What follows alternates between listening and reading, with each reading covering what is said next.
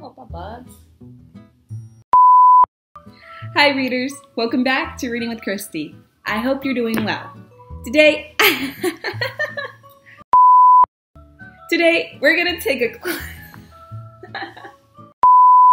Hi, readers. Welcome back to Reading with Kristy. I hope you're doing well today. Hi, readers. Welcome back to Reading with Kristy. I hope you're doing well. Today, we're going to look at another classic tale called The Three Little Pigs. This book by James Marshall tells the story of three brothers and their attempt to evade a hungry wolf. Now, we have to read to find out what happens, so get comfortable and join me for this read aloud of The Three Little Pigs.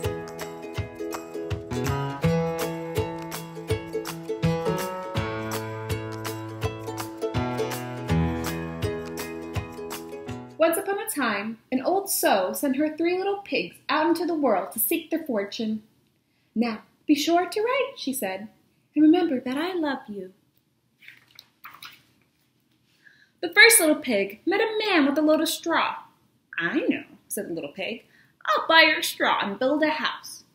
"That's not a good idea," said the man. "Mind your own business, thank you," said the little pig, and he bought the straw and set about building a house. It took him no time at all. Very soon, a lean and hungry wolf happened by. Pig was just about his favorite food in this world. So he knocked on the door and said, little pig, let me come in."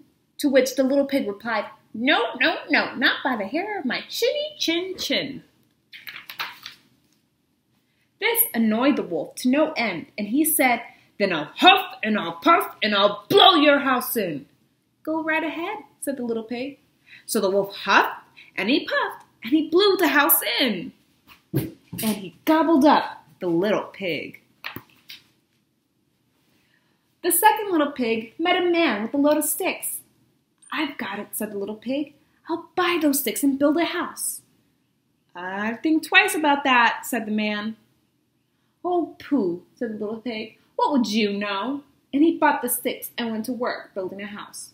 "Very pretty," he said. No sooner had the little pig settled into his pretty house than the wolf happened by. He was still hungry, and he said, little pig, let me come in." To which the little pig replied, "No, no, no, not by the hair of my chinny chin chin." The wolf didn't care for that at all, and he said, "I'll huff and I'll puff and I'll blow your house in." "Ha, ha, ha," said the little pig. So the wolf huffed and he puffed and he blew the house in. Then he gobbled up the little pig. Now the third little pig met a man with a load of bricks. "These bricks will make a fine sturdy house," said the man. "Capital idea, my good fellow," said the little pig. And he bought the bricks and set about building a house. It took him quite a bit of time, but it was well worth it. "Nice and solid," said the little pig. "Nice and solid."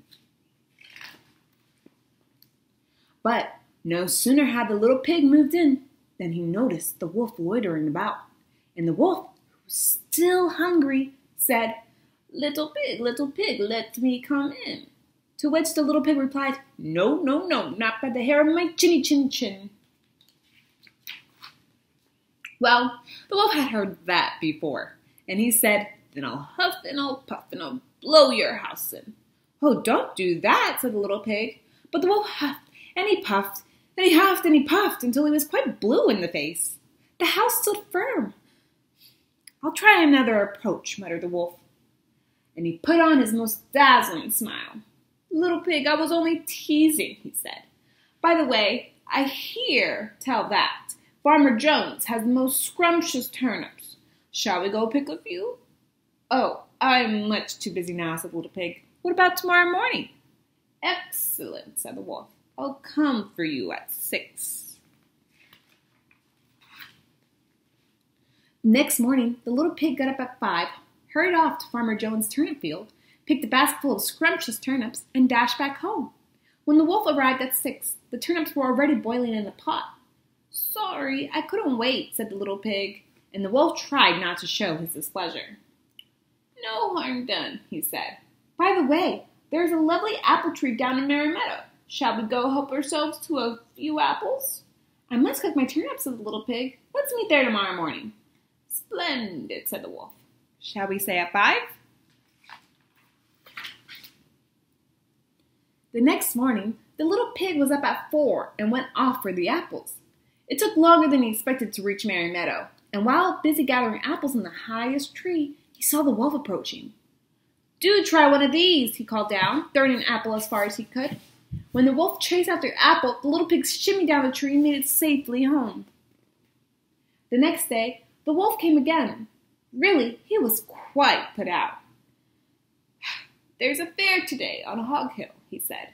Would you care to go? Why don't we meet there, said the little pig.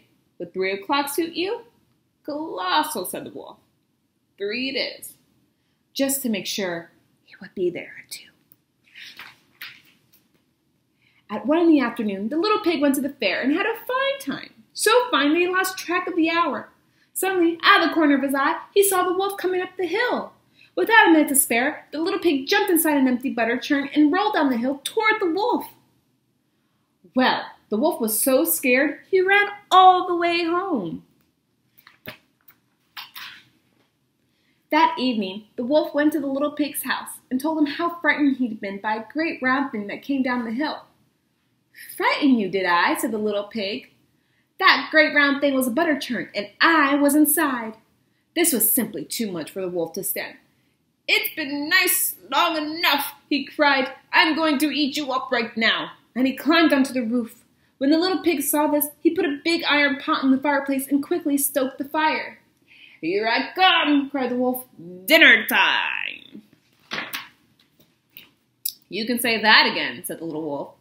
And he kicked the mean old wolf and gobbled him up. The end. Whew. Luckily for our pig friend, the wolf didn't get to him. That was a close call nonetheless. It just goes to show that hard work, effort, and cleverness can sometimes be worth it, as our first 2 pig friends fortunately found out. Whew. Well, I hope you enjoyed that read aloud, and I cannot wait to see you next time on our next read aloud on Reading with Kristy. See you later!